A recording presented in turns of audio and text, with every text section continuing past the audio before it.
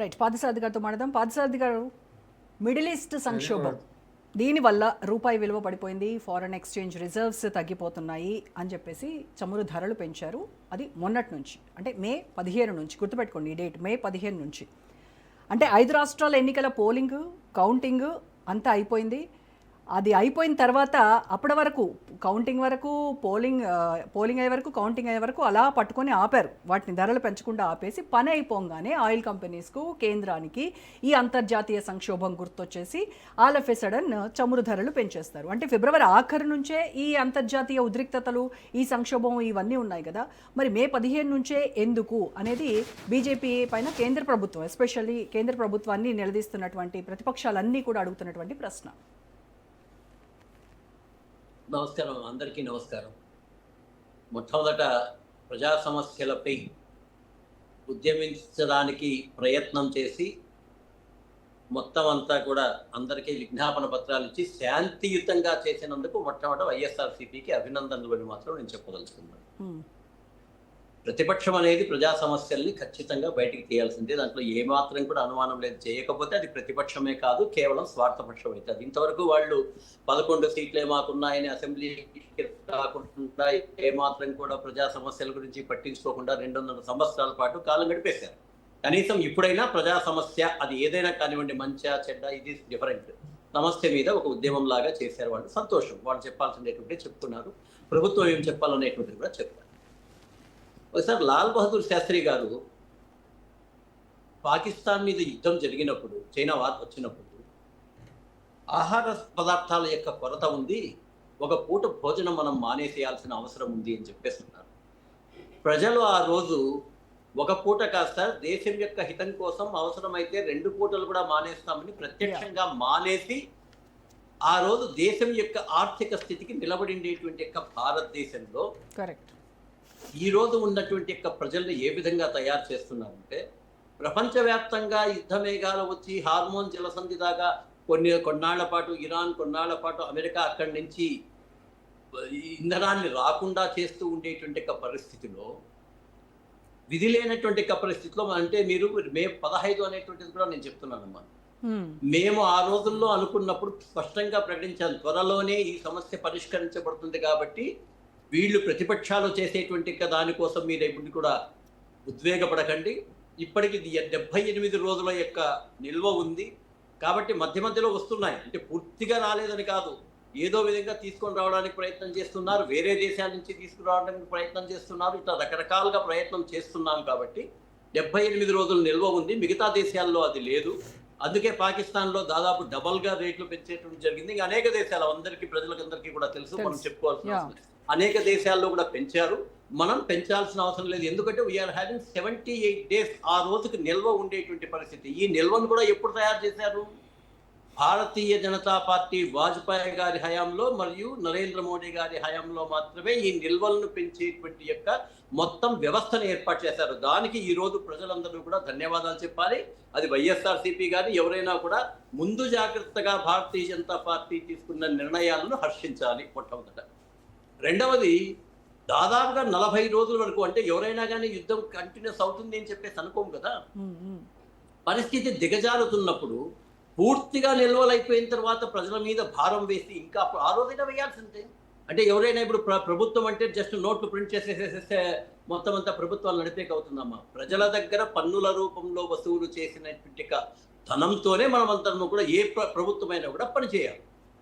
కాబట్టి ఒక ముందు జాగ్రత్త చర్యగా ఉండేటువంటి రోజు నరేంద్ర మోడీ గారు హైదరాబాద్లో కానీ వివిధ సభల్లో కానీ ఏ విధంగా మనం పొదుపు చేసుకోవాలి, ఏ విధంగా రాబోయేటువంటి భద్రతను మనము భవిష్యత్తులో ఉన్నటువంటి ఇబ్బందిని తొలగించుకోవాలని చెప్తే దాని మీద అనేక రకాలైనటువంటి దుష్ప్రచారాలు, నిజంగా నరకానికి పోతారమ్మా వాళ్ళందరూ కూడా.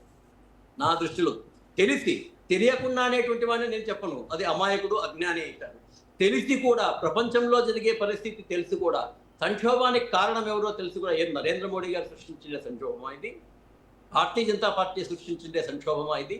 దేశంలో వచ్చిన సంక్షోభాన్ని మనం తయారు చేసుకోవడానికి సన్నద్ధం కండి అని ప్రజలకు పిలుపునిస్తే, నిజమైన దేశభక్తి ఉన్నటువంటి ప్రజల మీద అభిమానం ఉండేటువంటి ప్రతిపక్షం అయితే ప్రోత్సహించాలి. కానీ ఏ విధంగా అయితే ఆ రోజు ఇందిరాగాంధీ ఉన్నప్పుడు వాజ్పేయి గారిని పంపిస్తే దేశ గౌరవాన్ని ప్రతిపక్ష నాయకుడిగా కూడా ఉండి దేశ గౌరవాన్ని ఏ విధంగా నిలిపాడో, ప్రతిపక్షం అన్న తర్వాత దేశం గురించి ఆలోచన చేసే కొంచెమైన మనస్తత్వం ఉంటే దేశం యొక్క ప్రధానమంత్రి కానీ ప్రభుత్వం కానీ చేసే దాంట్లో ఉన్నటువంటి మంచి విమర్శల్ని ప్రజలకు తెలియజేయాలి, ప్రజల్ని సన్నద్ధులు చేయాలి.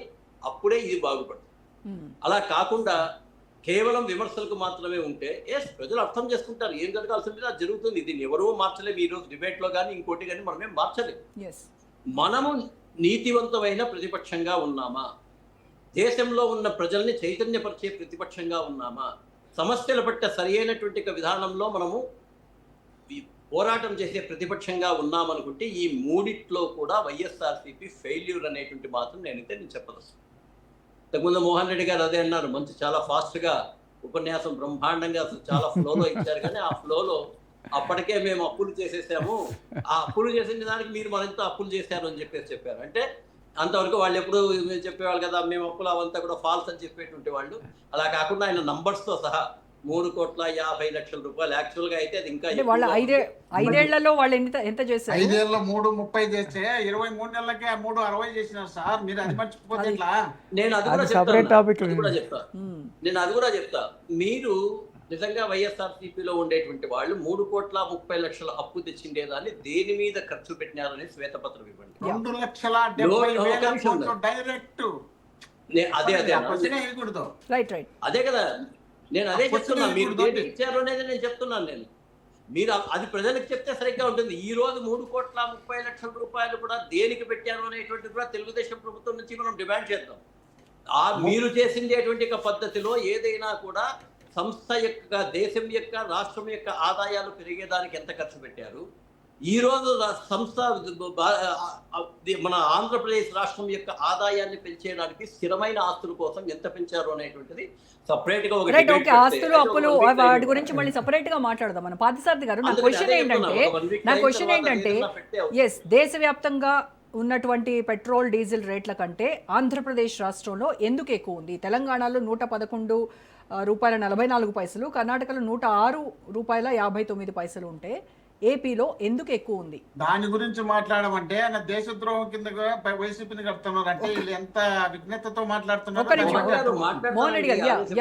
ఆవేశపడకండి, ఆదుర్దాపడకండి. రాష్ట్రాన్ని అప్పుల పాలు చేసినాం మేము. ఇంతకుముందే మేము ప్రజలకు డైరెక్ట్ గా 2,40,00,000 పంచినామని చెప్పేసి సోదరుడు చెప్పారు. సంతోషం. ఆ అప్పులంతా ఎవరు తీర్చాలి? ఆ అప్పులమంతా వడ్డీ అనేటువంటి జగన్మోహన్ రెడ్డి గారు తీరుస్తారా? తర్వాత వచ్చే ప్రభుత్వమే కదా తీర్చాలి.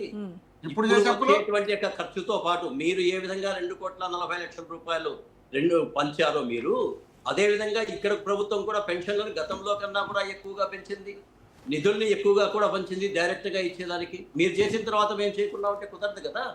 ప్రజల్లో ఆ యొక్క మనం ఆల్రెడీ పెంచి పోషిస్తున్నాం. ఇక్కడ పార్టీల పరంగా మనం ఏం చేస్తున్నామంటే మనది కానప్పుడు దేశమంతా దోచేసుకోతే అత్త సొమ్ము అల్లుంటామంటారు. ప్రజల సొత్తు జగన్మోహన్ రెడ్డి గారి భారతీయ సిమెంట్ ను పంచితే హ్యాట్స్ ఆఫ్ చెప్తాం. ప్రజల సొత్తును తీసుకొని ప్రజల ఆస్తుల్ని తాకట్టు పెట్టి ఆ తాకట్టు మీరు చేశారు. ఏ పార్టీ అయినా చెయ్యకుండా ఉండే పద్ధతిలో ప్రతిపక్షం కూడా ఉండాలి. ఈరోజు ప్రతిపక్షం ఏం చెప్పాలంటే, అయ్యా ఆ రాష్ట్ర ఆర్థిక పరిస్థితి మేమున్నప్పుడు ఈ విధంగా 2,40,000 కోట్లు పంచడం కారణంగా నష్టపోయింది. మీరు ఇప్పుడు ఇంకా దాన్ని పెంచి 3,00,000 చిల్లర కోట్లకు మీరు పెంచుతున్నారు కాబట్టి నష్టపోతుంది. భవిష్యత్తులో మొత్తం అంతా కూడా మన ఆంధ్రప్రదేశ్ ప్రభుత్వంలో ఉన్న ఆస్తులన్నీ అమ్మినా కూడా తీర్చలేనటువంటి పరిస్థితి వస్తుంది. కాబట్టి దానికి తగిన సొల్యూషన్ మీ నుంచి రావాలి. ఎక్కడ వస్తుందా యొక్క సొల్యూషన్? రాదు. విమర్శ తప్ప సొల్యూషన్ అనేటువంటిది మీ దగ్గర నుంచి రాదు. ఇది మనము చేసుకుంటున్నది ఇండైరెక్ట్ గా మన యొక్క పార్టీలు, ప్రత్యేకించి దక్షిణాది రాష్ట్రాల్లో ఉన్నటువంటి పార్టీలు చేస్తున్నటువంటి, అది కాంగ్రెస్ కానివ్వండి, ఈ రోజు ఉండేటువంటి వైఎస్ఆర్సీపీ కానివ్వండి, తెలుగుదేశం కానివ్వండి, డిఎంకే కానివ్వండి, అన్నా డిఎంకే కానివ్వండి, ఈ రోజు విజయ్ వచ్చిండేటువంటి విషయంలో కానివ్వండి, ఈ రోజు విజయ్ అంటే అసందర్భమైనా కూడా విజయ్ ప్రకటించేటువంటి దానికి ఇవ్వాలనుకుంటే ఆ రాష్ట్రము 300% పన్నులు పెంచినా కూడా దానికి సరిపోదు. బట్ ఎలక్షన్స్ లో వీళ్ళందరూ జిమ్మిక్కులు చేస్తారు, ప్రజలు అమాయకంగా మోసపోయేటువంటి పరిస్థితి ఉంది. ఈ రోజు అదొక తమిళనాడులో కాదండి, దేశవ్యాప్తంగా అన్ని రాష్ట్రాల్లో అదే పరిస్థితి కదా. ఎన్నికల హామీలన్నీ ప్రతి రాష్ట్రంలో కూడా అదే పరిస్థితి. ఎన్నికల ముందు ఒకటి, అధికారులకు వచ్చిన తర్వాత ఒకటి. ఏమంటేమా అందరినీ ఒకే గాట కట్టేస్తున్న కారణంగా మీడియాలో జరుగుతున్నటువంటి ఫలితం ఇది. ఏది కొన్ని అతీతంగా ఉంది విషయాల్లో చెప్పండి. ఈరోజు పోనీ ఏ ఉత్తరప్రదేశ్లో రాష్ట్రం, ఉందమ్మా, ఏ ఉత్తరప్రదేశ్లో ఏ ఒకే అధికార ఒక పార్టీ? నిమిషం ఒకే ఒక నిమిషం ప్లీజ్. ఉమ్, ఉత్తరప్రదేశ్లో ఉంది, మధ్యప్రదేశ్లో ఉంది. అక్కడ కూడా 1500 రూపాయలు 2000 రూపాయల పెన్షన్ మేము ఇస్తుంది.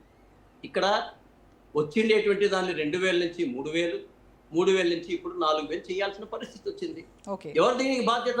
అందరూ బాధ్యులమే. నిర్ధారణ కావాలి కదా, మీడియా అధికారం బాధ్యులే, కోసం ప్రజలు తెలుసుకుంటారులే. బాధ్యులే, లేకపోతే ఉండేటువంటి పార్టీలు కూడా బాధ్యులే.